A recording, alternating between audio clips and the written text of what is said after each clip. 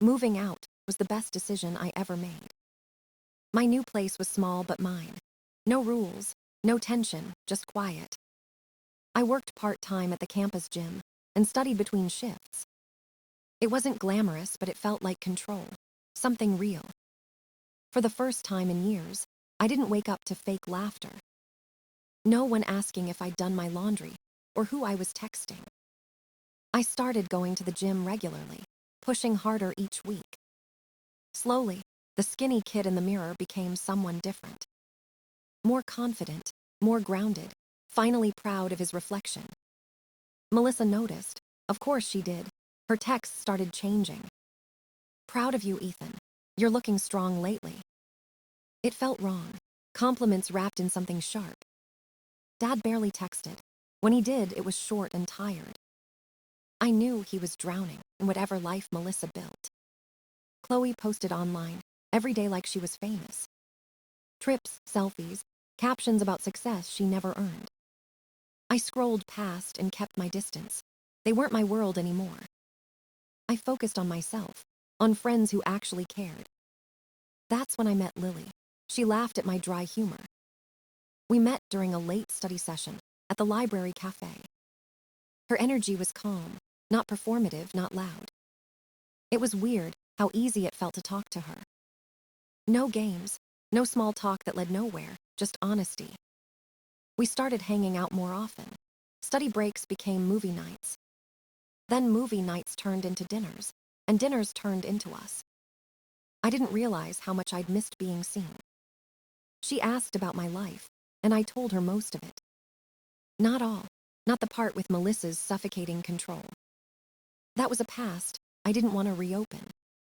Still, I could tell she noticed when my voice changed at home. She didn't push, just listened. That meant more than she knew. Life finally had rhythm again. School, gym, work, Lily. For once, it felt like everything aligned. Then Christmas came. Dad called, his voice shaky but hopeful. "Come home for dinner, son. It's been too long." I wanted to say no. I really did. But something in his tone made me pause. Maybe he missed me. Maybe things changed.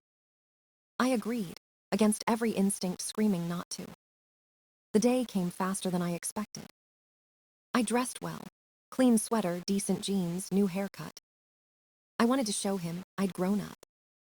Driving back to that house felt strange. Like returning to a chapter I'd already closed. The lights were on when I pulled up. Through the window, I saw Melissa setting the table. For a moment, I almost turned around. But I didn't. I parked, grabbed the gift I bought for Dad, and knocked. Melissa opened the door, eyes wide, smile sharp as glass. She looked me up and down like she was scanning something rare. Her voice soft. "Wow, Ethan, you've really grown." And right then, I knew peace never lasts for long. The air inside that house felt the same as before. Too clean, too staged, like a photo for a family magazine. Melissa stood there, smiling too wide, perfume heavy in the air. She hugged me briefly, her hands lingering a second too long. Dad came out from the kitchen, relieved to see me. He looked older, tired, but his eyes softened when he smiled. "Glad you made it, son." His voice cracked a little. Chloe was on the couch, scrolling her phone, ignoring everyone. I sat at the table, trying to act normal. The food was perfect, like always, too perfect. Everything Melissa did screamed performance. Halfway through dinner, she said it. "You've filled out since the last time we saw you." Her tone wasn't maternal. It was strange. I looked at Dad, but he didn't notice. He just kept eating, pretending nothing felt off. Melissa laughed softly, touched my arm, and asked about college. I kept answers short. She didn't need more. The entire dinner felt like a test I didn't sign up for. When I finally stood to leave, she offered dessert I didn't want. Her eyes lingered as she said goodbye. That look followed me all the way home. The next day, I went back to grab leftovers. Dad was at work. Chloe wasn't home, just Melissa. She opened the door like she'd been waiting. "Ethan, I was hoping you'd stop by." She wore leggings and a cropped hoodie. Too casual, too deliberate. I tried to act normal. She offered me food, stood too close, laughed at every joke. When she touched my arm again, I froze. Her fingers stayed there, a second longer than polite. The silence between words turned heavy. I finished eating fast, thanked her and left. In the car, my mind spun.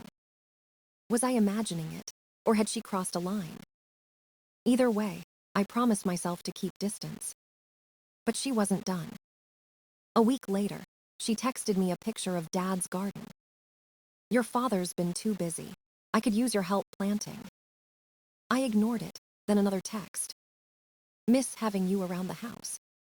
I didn't reply. I showed the message to Lily. She frowned but said nothing. Maybe she thought I was overthinking. I wanted to believe that too. So I focused on school, work, and Lily. We grew closer. She met my friends, joined our study group. For the first time, I felt like I had something good. Something untouched by Melissa's chaos. Until Lily said she wanted to meet my family. I hesitated. My stomach tightened instantly. "Maybe another time," I told her. But she smiled gently. "Come on, how bad can it be?" I laughed, but it didn't reach my eyes. She didn't know. She couldn't know what that house really was. Still, I agreed. One visit, short, safe. I thought I could handle it. I had no idea what Melissa had planned.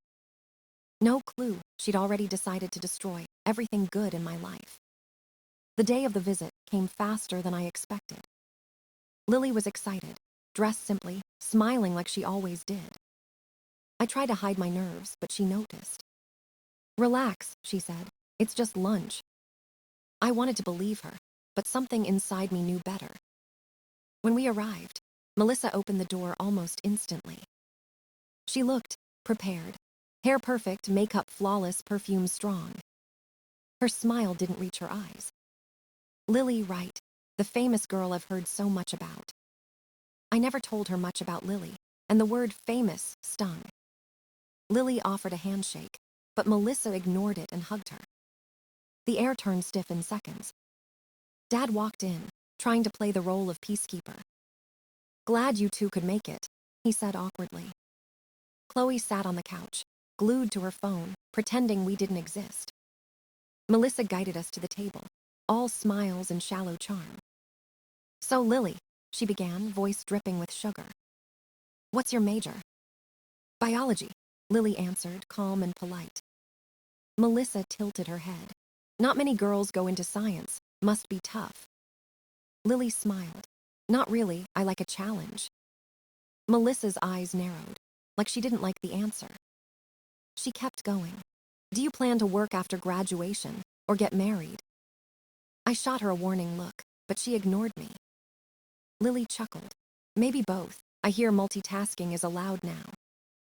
Dad coughed to break the tension. Melissa didn't stop. "Are your parents still together?" "Yes," Lily replied simply. "They are." "That's nice," Melissa said, her smile tightening. "Stable homes are rare." I clenched my jaw. The meaning behind her words was obvious. Lily caught it too, but she stayed calm. She answered every question with quiet confidence. Melissa's eyes flicked between us like she was collecting data. Finally, she said, "You two seem close. Serious, maybe." Lily glanced at me and smiled. "We care about each other." Melissa winked. "Well, just be careful. Young love can be fragile." The silence after that felt sharp enough to cut glass. Dad tried to change the topic, talking about work. No one listened. After a while, Melissa stood up suddenly. "Ethan, show Lily the garden I've been working on," she said. Then she smiled at Lily. "It's my little sanctuary." I hesitated. Lily nodded politely. They left together. Minutes passed, 10, 15, 20. Dad and I talked about school, pretending not to notice the time. Finally, the door opened. Lily walked in, pale and quiet. Her eyes didn't meet mine. "You okay?" I asked. She nodded quickly. "Just a headache, the sun's strong." But her voice trembled. Something was wrong. We left soon after. The car ride was silent until she whispered, "I can't do this." My hands froze on the wheel. "Do what?" I'm sorry." She looked away, tears building. "I promised I wouldn't say." And in that moment, I knew. Melissa had said something bad.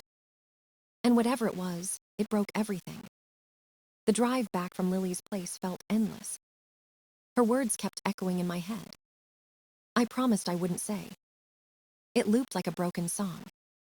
She didn't look angry. She looked scared. Scared of what? Or maybe of who? There was only one answer that made sense. Melissa. I gripped the steering wheel until my knuckles turned white. Every fake smile, every stare, every touch. It all came together like pieces of a sick puzzle. I waited 2 days, hoping maybe Lily would text back. She didn't, not a word. On the third morning, I decided to end the guessing. I drove straight to my father's house. Melissa opened the door, looking surprised but composed. "Ethan, I wasn't expecting you." Her voice was calm, too calm. "Can we talk?" I asked. She hesitated for a second, then stepped aside. We sat in the kitchen, the same place she once flirted. I didn't waste time. "What did you say to Lily?" Her smile faltered just slightly. "I'm not sure what you mean." "Don't play dumb. She broke up with me after the garden." "What did you tell her?" She sighed, folded her arms, and leaned back. She deserved to know the truth.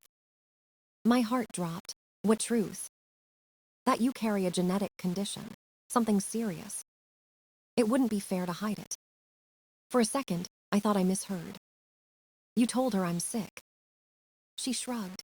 "Your father mentioned it once. It runs in the family." I almost laughed, disbelief mixing with fury.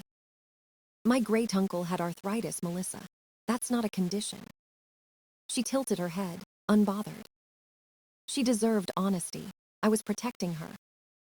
I stood up, anger burning in my chest.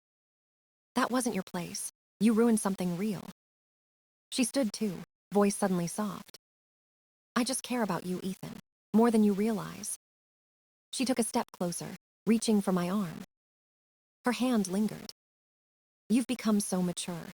Your father doesn't notice, but I do." I pulled away instantly. "Stop."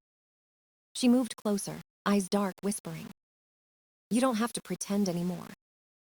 That was it. I walked out. No goodbye, no explanation. Just slammed the door hard enough to shake the frame. I sat in my car, shaking, disgust crawling under my skin. She wasn't just manipulative. She was dangerous. I texted Lily that night. "Melissa lied. I'm fine. There's no condition. Please believe me." No reply, not even a read receipt. I lay awake till dawn, staring at the ceiling. Every moment of the last few years replayed in my head. Her control, her fake kindness, her obsession. This wasn't just about jealousy. It was possession. And this time, I couldn't stay quiet. My dad needed to know the truth. Because if I didn't speak now, she'd destroy more than just me. I didn't sleep the night after it happened. Every second, replayed like a nightmare stuck on repeat. Her words, her touch, that fake innocence. I couldn't carry it anymore. Dad had to know who she really was. I called him early the next morning. "Can we talk, just us, no Melissa?" He paused, suspicious but agreed. "Come by after work," he said. "They'll be out for dinner." That day dragged on forever. When I finally arrived, the house felt hollow. Quiet, too quiet. We sat outside in the backyard, him with a soda, me with water. He looked at me the same way he always did. Calm, patient. I took a breath. "Dad, this isn't easy to say." He nodded. "Go ahead." Melissa told Lily I had some genetic disease. That's why Lily left. He frowned. "What? Why would she say that?" "I don't know, but it's not true. She made it up." He stayed silent, jaw tight. Then I told him the rest. When I confronted her, she tried to touch me. She said, "You don't notice me, but she does." For a long moment, he didn't move. Then his eyes darkened. I believe you. Those words hit harder than I expected. You do. He nodded slowly, staring at the ground. She cheated on me last year. Some guy at the gym. I caught the messages. My stomach dropped, and you stayed. He exhaled. I thought it would pass. I wanted to keep peace, but now she's gone too far. We sat there in silence, both realizing what had to happen. She needs to leave, I said finally. He looked up. She will. That was all he said, but it was enough. Over the next few weeks, things moved fast. Dad contacted a lawyer, quiet, precise. Melissa came home one evening, to the papers waiting on the table. No yelling, no fight, just the truth in legal form. I wasn't there, but he told me later. She cried, blamed stress, said I misunderstood. Said she was just affectionate, just lonely. He didn't buy it this time. Mary screamed when she found out. Accused Dad of lying, called me fake. Slammed doors, packed bags, left with Melissa. For once, I didn't chase after anyone. I just stood in the driveway, breathing. Weeks passed, the house changed. No perfume, no noise, just peace. Dad started cooking again, actually smiling. He said it felt like breathing after years underwater. Melissa tried to twist the story online, but no one cared. The prenup saved everything. She left with 2 suitcases and a fake designer purse. Mary vanished into her own chaos. And for the first time, I saw Dad clearly. Not as the tired man who ignored the signs, but as someone finally free. He looked at me one night and said quietly, "You did the right thing. I'm proud of you." The words I'd waited my whole life to hear. The house felt different now. Empty but calm, quiet in a way that didn't hurt. Dad moved lighter, like the air wasn't heavy anymore. He started reading again, cooking again, smiling again. I could finally visit without tension filling the room. No fake laughter, no perfume pretending to be warmth. Melissa was gone for good. The prenup took everything she wanted. She left with her clothes, a few bags, and a bruised ego. Mary went with her, shouting about betrayal and injustice. But the world didn't stop for them. I heard from friends she dropped out of school. Her influencer life ended. Now she worked at a small store near campus. Sometimes I walked by on my way to class. I never looked inside. Some ghosts aren't worth facing. Dad told me Melissa tried to post online, claiming we turned on her, painting herself as the victim. But no one bought it, not anymore. The mask she built finally cracked. And for once, she had to live in the silence she created. Meanwhile, I started rebuilding what she broke. My grades went up. My job at the gym turned into a real position. I helped train new members, earned good money, felt alive again. Still, there was one thing missing. Lily. I thought about her every night. Not with anger, but with something softer. She didn't betray me. She was manipulated. And I couldn't let Melissa's lie be the last word between us. So I wrote a letter. Not a text, not an email. A real letter, with my handwriting shaking across the page. I told her everything. That Melissa lied, that there was no disease. That I had medical proof, if she wanted to see it. I ended it with one line. She doesn't get to decide how our story ends. I dropped it at her mailbox, along with a printed doctor's summary, just to be sure. Then I waited. 1 day passed, then 2, then a week. I almost gave up. But then she texted. "Can we talk?" When she came over, she looked nervous but kind. We talked for hours, no shouting, no blame. She said she panicked, that Melissa made it sound hopeless. I told her it wasn't her fault. When she laughed again, something in my chest loosened. Before she left, she wore my hoodie home. She smiled and said, "It still smells like you." That was all I needed. Now, everything feels simple again. No chaos, no lies, just truth. Dad's at peace, I'm grounded. And for the first time, I'm living, not surviving. Melissa lost the life she faked. Mary lost her audience. But I found something better. Myself. And maybe, just maybe, a second chance with the girl who believed again. Time moved forward quietly. No drama, no tension, just calm days that finally felt earned. Dad started smiling more, lighter than I'd ever seen him. He said the house finally felt like home again. I knew what he meant. Peace wasn't silence anymore. It was safety. I still trained at the gym, still studied hard, still built my own path. Lily and I took things slow. No pressure, just honesty. Sometimes we'd walk by the river. No words, just presence. She told me she was glad I didn't give up on her. I told her I was glad she came back. Melissa stayed gone. Rumors said she tried to move to another city. Maybe to start over. Maybe to pretend again. It didn't matter. She couldn't touch us anymore. Mary faded from the internet. Her noise, her chaos, her spotlight all gone. I looked at my life now and saw peace, not emptiness. Everything she tried to twist had led me here. To truth, to strength, to real love.